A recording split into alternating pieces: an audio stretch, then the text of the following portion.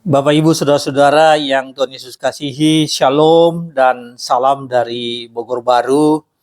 Pada kesempatan ini saya ingin sharing dengan Anda, membagi dengan Anda tentang salah satu pelajaran penting mengenai doa. Nah, pelajaran ini atau renungan ini akan diambil dari Injil Lukas pasal 18 ayat 1, ayat yang pertama sampai dengan ayatnya yang ke-8.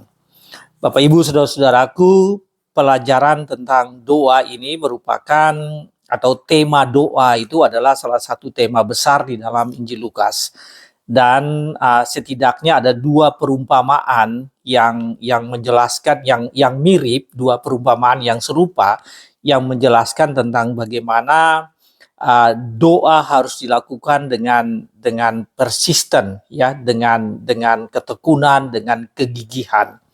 Nah, kedua perumpamaan itu yang pertama dari Lukas pasal 11 ayat 5 sampai 13. Nah, itu cerita bagaimana Yesus menjelaskan kepada murid-murid tentang seseorang yang pada malam hari dia datang meminta makan dari temannya. Temannya sudah beristirahat, sudah menutup pintu rumahnya, sudah beristirahat, tetapi dia datang dan dia berulang-ulang meminta kepada temannya agar temannya membuka rumahnya dan memberikan makanan kepadanya. Dan akhir dari perumpamaan itu, temannya itu membuka rumahnya karena orang ini dia datang dan dia meminta kepada temannya pada malam hari, pada suasana yang tidak nyaman, ketika temannya itu sudah beristirahat. Tapi orang ini dengan tekun dia meminta dan pada akhirnya temannya itu membuka rumahnya dan memberikan makanan sesuai dengan apa yang diminta oleh orang itu. Nah, saudara sekalian, dari perumpamaan ini Yesus mengatakan begini, mintalah maka akan diberikan, carilah maka akan mendapatkan, dan ketoklah maka pintu akan dibukakan. Nah, itu pelajaran yang kita bisa dapatkan dari perumpamaan itu, ya, dari Injil Lukas pasal 11 ayat 5 sampai 13. Nah, Bapak Ibu Saudaraku, pada hari ini kita akan melihat perumpamaan yang mirip atau perumpamaan yang serupa yang terambil dari Lukas pasal 18 ayat 1 sampai 8 yang menjelaskan atau perumpamaan itu menjelaskan tentang seorang hakim yang tidak benar atau seorang hakim yang jahat dengan seorang janda, di mana janda itu dia datang dan dia meminta kepada kepada hakim yang jahat itu, hakim yang tidak benar itu, agar hakim tersebut membenarkan dia dan dalam mengambil keputusan di dalam pengadilan membenarkan perempuan janda ini.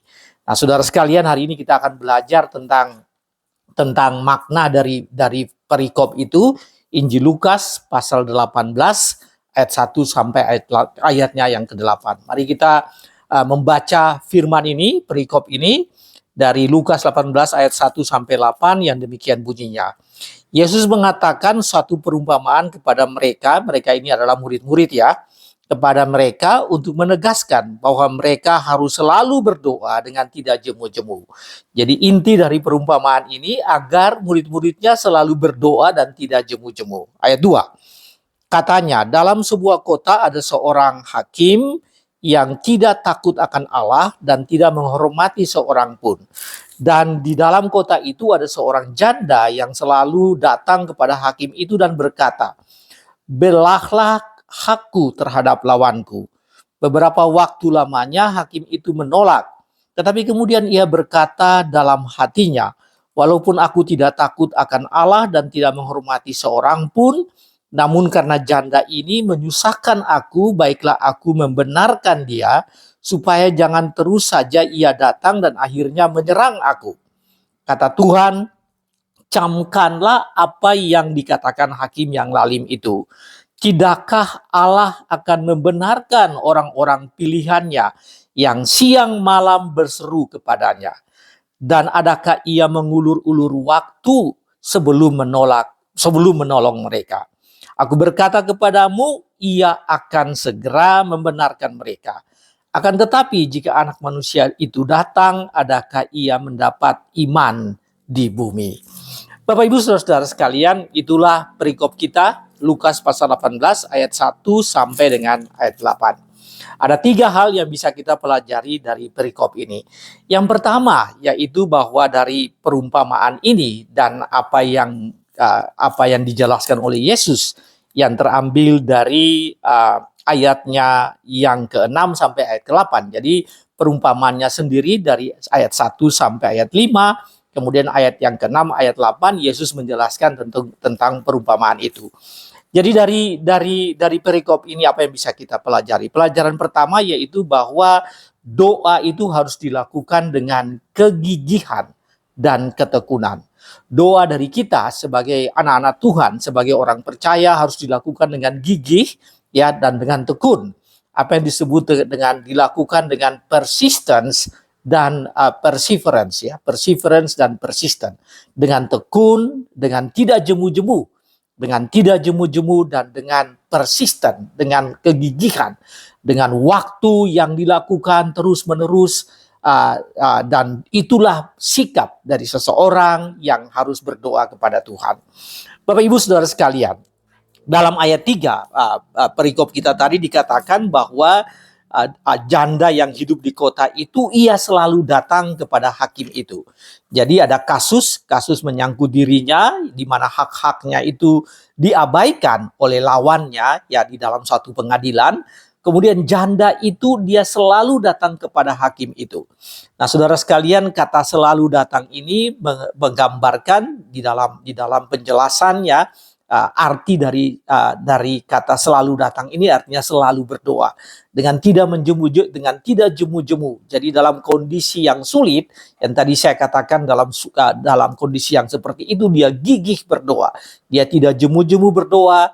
Di dalam gambaran tentang atau perumpamaan tentang ini ya tentang janda ini dia selalu datang kepada hakim itu. Saudara sekalian, ayat 5 mengatakan bahwa hakim ini perempuan ini dia datang dan seolah-olah dia menyusahkan hakim dengan kedatangannya. Jadi dia datang terus-menerus dan hakim itu merasa tidak enak,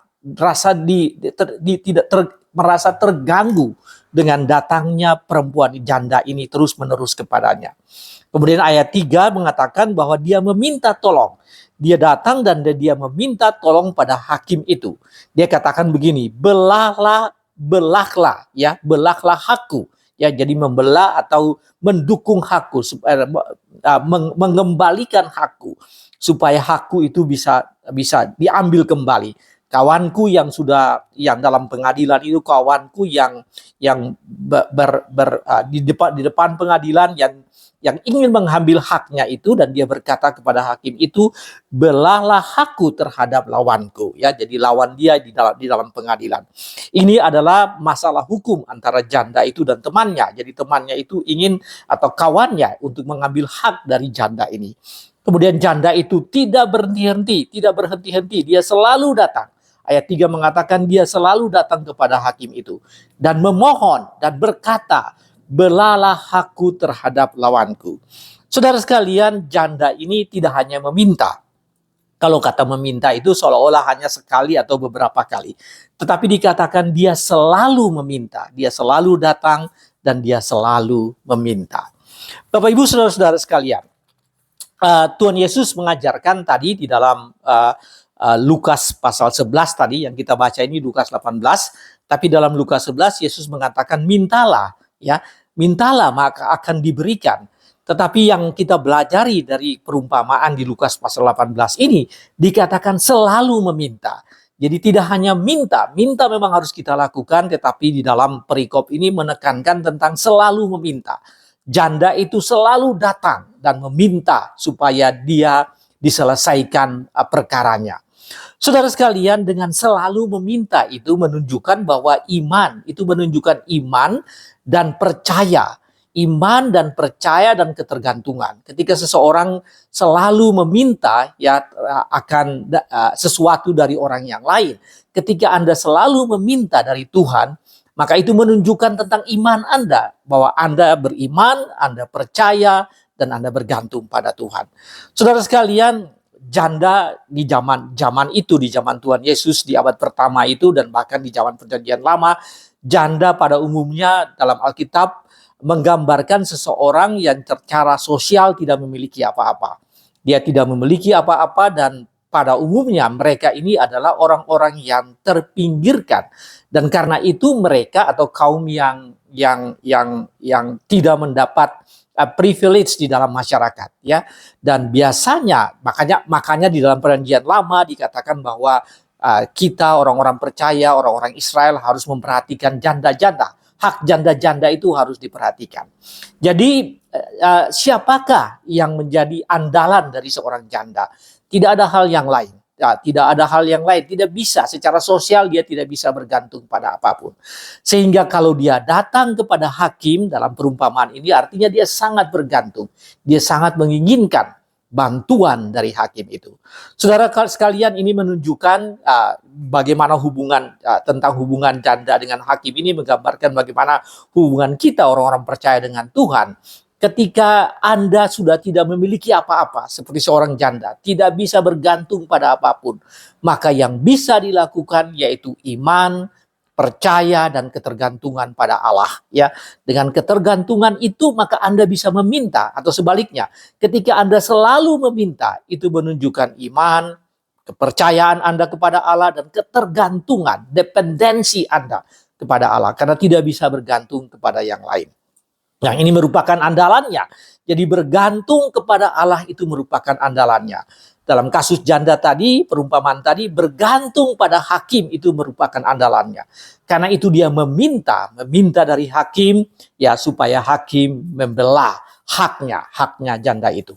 Saudara-saudara sekalian, apa ini aplikasinya bagi Anda? Aplikasi bagi kita dari berdoa yang persisten, ya, persisten dalam hal berdoa, atau kegigihan dalam berdoa, konsisten dan persisten dan tekun dan tidak jemu-jemu di dalam hal berdoa. Apa artinya bagi kita? Dalam pergumulan hidup ini Anda bukan hanya meminta. Jadi pelajaran bagi Anda dalam pergumulan hidup ini, Anda tidak hanya meminta, tapi terus meminta dari Tuhan. Jadi tidak hanya sekali meminta, kerap kali meminta, beberapa kali meminta, tetapi meminta atau berdoa dengan meminta dari Tuhan itu merupakan sesuatu yang dilakukan terus-menerus. Jadi terus meminta dari Tuhan. Saudara sekalian, pelajaran bagi Anda yaitu berdoa agar Tuhan memecahkan pergumulan Anda. Berdoalah seolah-olah Anda tidak ada hal yang lain. Anda tidak bisa mengandalkan hal yang lain.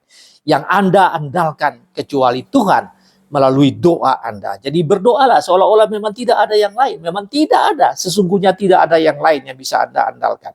Yang Anda andalkan adalah bergantung pada Tuhan. Dan karena itu Anda datang dalam doa. Berdoalah untuk menunjukkan ketergantungan Anda kepada Tuhan. Berdoalah untuk menunjukkan iman dan percaya Anda pada Allah. Dan Allah semesta alam akan menjawab doa-doa Anda. Bapak Ibu Saudara sekalian, itu pelajaran yang pertama. Jadi pelajaran pertama dari perikop tentang hakim yang lalim dan janda ini adalah bahwa kita harus berdoa dengan persisten, dengan kegigihan, dan dengan tidak jemu-jemu kepada Tuhan. Jadi berdoa dan minta kepada Tuhan terus-menerus, ya, itu yang harus kita lakukan dalam kehidupan iman kita. Yang kedua adalah berdoa untuk meminta pembenaran. Saudara sekalian, saya akan menjelaskan tentang hal ini. Dan ini hal yang penting bagi kita, yaitu ketika kita berdoa, kita meminta pembenaran dari Tuhan. Saudara, kata pembenaran itu artinya vindication. Ya, vindication itu justification, pembenaran dari Tuhan, bukan membenarkan apa yang salah, tapi menegakkan apa yang benar. Nah, itu yang disebut dengan vindication, ya.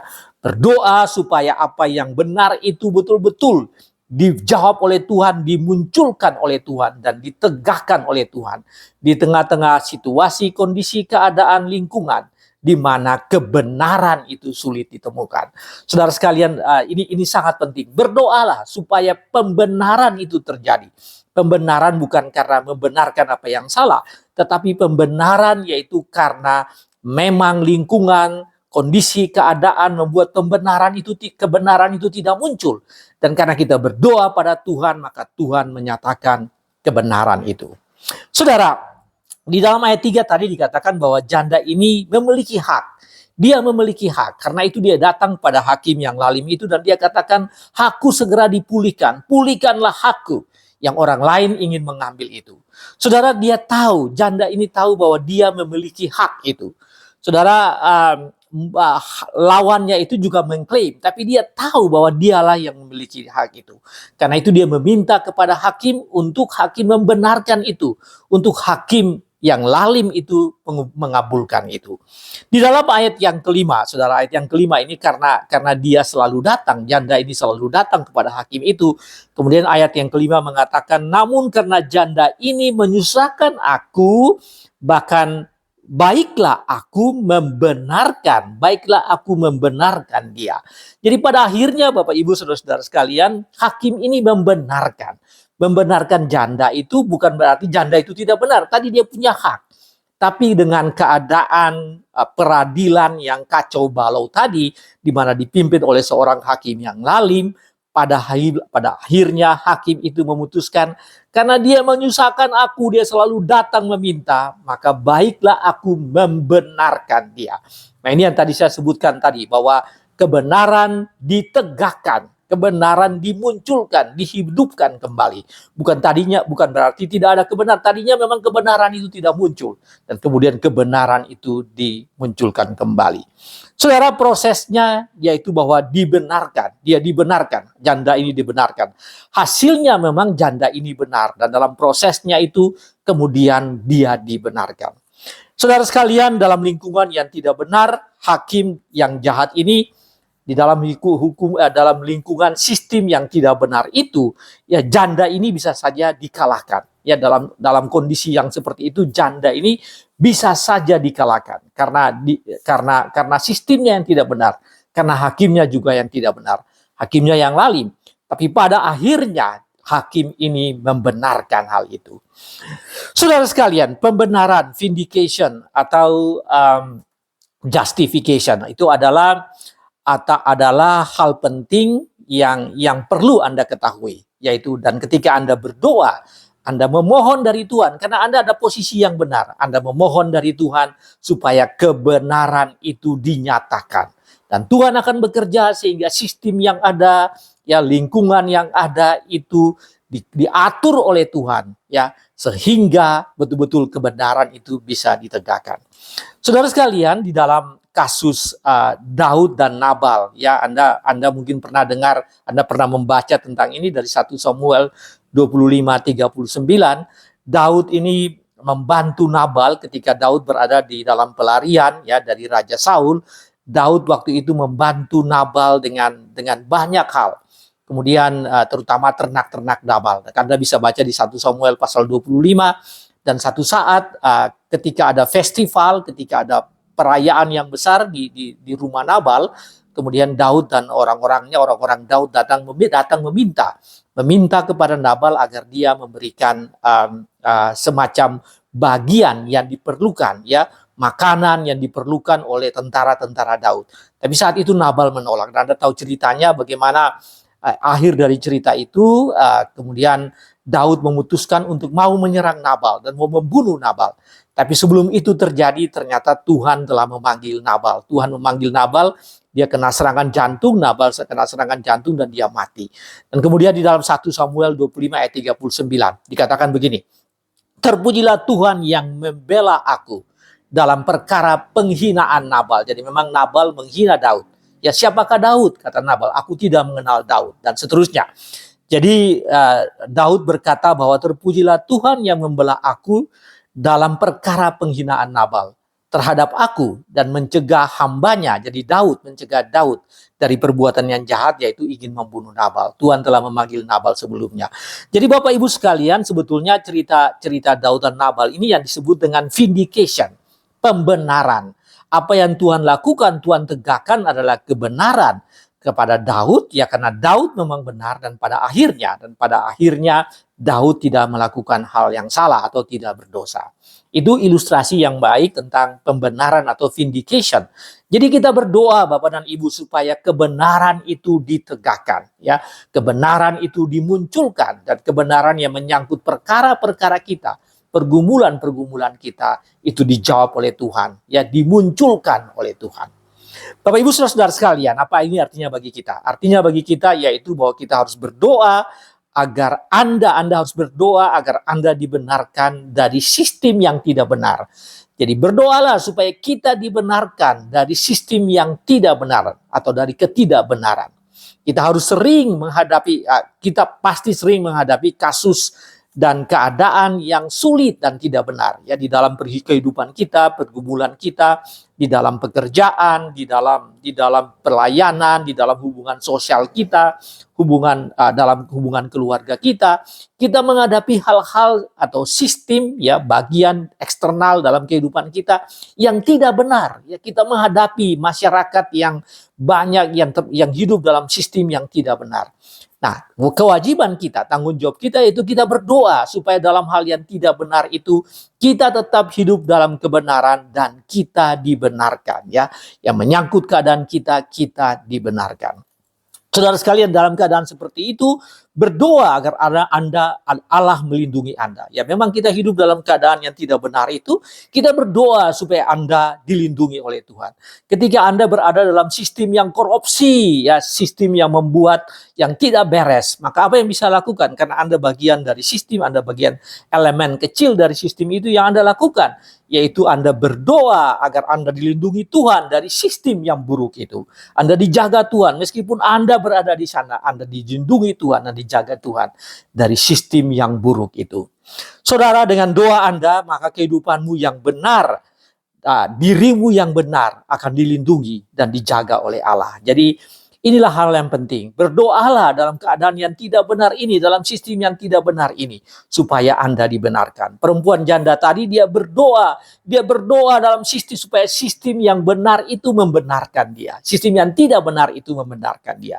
Dan pada akhirnya Allah menjawab doa itu dengan kebenaran. Ya, hakim itu memberikan kebenaran kepadanya, memberikan hal yang benar, yaitu menegakkan perkara-perkaranya. Nah, kita pun wajib berdoa. Kita berdoa supaya di dalam kehidupan kita, di dalam sistem yang tidak benar, dalam lingkungan yang tidak benar ini, maka kita dilindungi oleh Tuhan. Kita dijaga oleh Tuhan. Dan kebenaran yang menyangkut dengan kehidupan kita itu dimunculkan oleh Tuhan, dinyatakan oleh Tuhan. Bapak Ibu sekalian, itulah yang kedua. Nah, hal yang ketiga, Bapak saudara-saudaraku, hal yang ketiga atau poin yang terakhir. Kalau yang pertama tadi disebut dengan persistence dalam berdoa, selalu berdoa, ketekunan dalam berdoa, kegigihan dalam berdoa.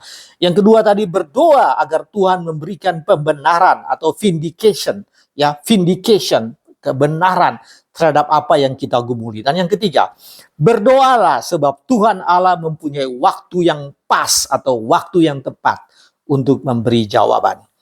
Saudara-saudara sekalian, dari ayat keempat mengatakan demikian, bahwa hakim ini menjawab. Ya, hakim ini menjawab. Beberapa waktu lamanya hakim itu menolak. Ya, hakim itu menolak. Tetapi kemudian ia berkata bahwa seharusnya ia membantu, ya, ia menegakkan perkara janda ini, sehingga janda ini tidak datang berulang-ulang menghadap dia. Bapak Ibu sekalian, itu dari ayatnya yang keempat. Jadi tadinya hakim ini tidak mengambil kesimpulan, dia tidak mengambil keputusan, atau dia tidak mempedulikan apa yang terjadi dengan perempuan ini. Beberapa waktu lamanya hakim itu menolak. Jadi pada awalnya hakim itu menolak, tetapi pada akhirnya dia mengambil keputusan. Ada saatnya memang dia menolak, banyak waktu dia menolak, tapi ada saatnya dia mengambil keputusan. Saudara sekalian, di dalam ayat 7 dikatakan bahwa, saya baca ayat 7, tidakkah Allah akan membenarkan orang-orang pilihannya yang siang malam berseru kepadanya. Jadi kewajiban kita, kewajiban Anda, yaitu kewajiban kita sebagai orang-orang percaya, kewajiban kita sebagai murid-murid Kristus, yaitu siang malam kita berdoa. Tentang waktu jawaban doa itu tergantung pada Tuhan. Tapi kewajiban kita yaitu siang malam kita berdoa. Waktunya Tuhan menjawab itu tergantung dari Tuhan. Allah tidak, ayat 7 mengatakan Allah tidak mengulur-ngulur waktu. Karena memang ukuran Allah tentang waktu itu berbeda dengan ukuran kita tentang waktu. Karena itu Allah mengatakan, firman Tuhan mengatakan Allah tidak mengulur-ngulur waktu. Yesus sendiri mengatakan Allah tidak mengulur-ngulur waktu. Allah akan menjawab sesuai dengan waktu yang memang ditentukannya, waktu yang tepat bagi kita masing-masing. Saudara sekalian, Apa artinya ini bagi kita? Atau apa yang bisa kita pelajari dari aspek yang ketiga ini, yaitu bahwa Tuhan menjawab sesuai dengan waktunya. Kewajiban kita yaitu waktu kita itu siang dan malam kita harus berdoa, tapi Tuhan menjawab sesuai dengan waktunya.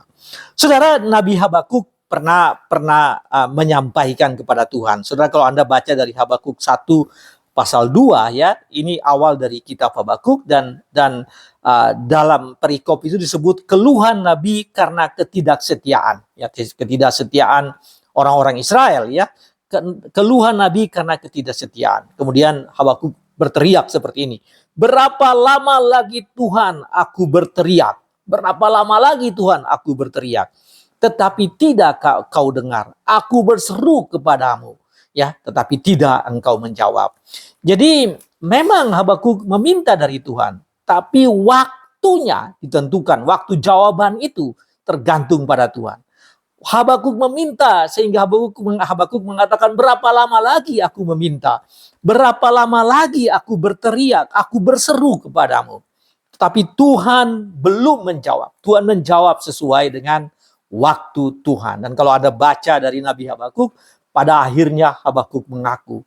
Habakuk mengakui bahwa jawaban terhadap pergumulan Habakuk itu sesungguhnya tergantung pada keputusan Tuhan. Saudara sekalian, waktu Tuhan selalu pas. Waktu Tuhan menjawab doa kita itu selalu pas. Selalu tepat. Tidak keawalan, tidak terburu-buru, tetapi juga tidak telat, tidak tertunda. Tuhan menjawab pergumulan doa kita sesuai dengan waktu yang ditetapkannya. Bapak Ibu, apa artinya bagi kita? Kita harus berdoa senantiasa, siang dan malam kita berdoa senantiasa. Kita harus tetap berdoa, ya. Surat Paulus mengatakan tetaplah berdoa, pray without ceasing. Pray continually, berdoalah senantiasa. Jangan berjemut, jangan jemu-jemu, selalu berdoa. Sebagai suatu etika, yang saudara sekalian, berdoa itu adalah satu etika Kristiani, satu etika kehidupan kita. Jadi kehidupan yang mengandalkan Tuhan, yang percaya kepada Tuhan, yang beriman kepada Tuhan itu ditunjukkan dengan seberapa sering Anda berdoa. Kalau Anda selalu berdoa, Anda continue berdoa, Anda tetap berdoa, Anda menggumuli apa yang menjadi pergumulan kehidupan Anda. Ketika Anda lakukan itu menunjukkan moralitas Anda, etika Anda sebagai orang-orang percaya. Jadi tetaplah berdoa, senantiasa berdoa. Berdoa sebagai menunjukkan suatu moralitas atau etika dalam menunggu jawaban Allah. Allah pasti menjawab pada waktunya. Saudara, ketika kita berdoa, kita katakan, ke dalam tangan-Mu kami menyerahkan doa ini, ya. Dalam nama Tuhan Yesus kami menyerahkan doa ini, kita sering sebutkan begitu. Dan biarlah Tuhan menjawab sesuai dengan waktu Tuhan. Bapak Ibu saudara-saudara sekalian, itulah 3 hal. Persisten, kontinuitas dalam berdoa, berdoa untuk meminta pembenaran atau vindikasi dari Tuhan, dan berdoa sesuai dengan meminta Tuhan menjawab pertanggungjawab kita, yaitu tetap berdoa siang dan malam. Dan biarlah Tuhan menjawab sesuai dengan kehendak Tuhan dan sesuai dengan waktu Tuhan. Bapak Ibu sekalian, sebagai take away message, ya, sebagai take away message saya ingin membaca dari ayat 8. Ayat 8 ini satu ayat yang sangat penting, ya, yang kita perlu melihat ini karena dia seolah-olah berdiri sendiri. Ini penekanan Tuhan Yesus ketika dia menjelaskan itu kepada murid-muridnya. Sebelum ke ayat 8, saya ingin membaca ayat 1. Yesus mengatakan suatu perumpamaan kepada mereka untuk menegaskan. Jadi Yesus ingin menegaskan bahwa mereka harus selalu berdoa dengan tidak jemu-jemu. Mereka harus selalu berdoa dengan tidak jemu-jemu. Kesimpulan dari perikop ini ada di dalam ayat pertama tadi. Untuk menegaskan, perumpamaan ini untuk menegaskan agar murid-muridnya selalu berdoa. Orang percaya, Anda sekalian harus selalu berdoa dengan tidak jemu-jemu. Kemudian dalam ayat 8, Yesus mengatakan begini, aku berkata kepadamu, ia akan segera membenarkan mereka. Tadi vindikasi, Yesus akan memberikan itu, membenarkan mereka. Akan tetapi, jika anak manusia itu datang, ketika Yesus mau menjawab doa Anda, adakah ia mendapati iman iman di bumi? Adakah dia menjumpai bahwa kita masih percaya? Saudara sekalian, ini sangat penting. Jadi take away message, kita harus berdoa, tidak jemu-jemu, senantiasa selalu berdoa. Pada saat Allah mau menjawab, ya, jangan sampai Allah menemukan bahwa kita sudah kalah dalam pergumulan. Kita sudah beralih daripada Dia. Kita sudah lari dari Tuhan. Karena kita menunggu jawaban doa itu belum muncul sesuai dengan waktu Tuhan, dan kemudian kita sudah lari dari Tuhan. Kita sudah mencari jawaban ke tempat lain. Itu yang Tuhan Yesus katakan, ketika aku mau menjawab, adakah aku menemui iman di antara mereka, iman di bumi ini. Jadi pelajaran bagi Anda, saudara sekalian, ketika Anda persisten, gigih, tekun, tidak jemu-jemu dalam berdoa. Ketika kita melakukan itu, senantiasa meminta pembenaran atau vindikasi dari Tuhan. Dan tahu bahwa Tuhan menjawab. Ketika kita mengetahui itu semua, kita harus sadar bahwa kita harus menunggu, tetap menunggu. Sampai Tuhan memberikan jawaban yang pasti. Karena apa? Karena tidak buru-buru Tuhan menjawab. Tapi juga tidak telat Tuhan menjawab. Tuhan menjawab doa Anda sesuai dengan waktu Tuhan, waktu yang terbaik, waktu Tuhan itu yang terbaik yang diberikan kepada Anda. Tuhan berkati Anda sekalian. Amin.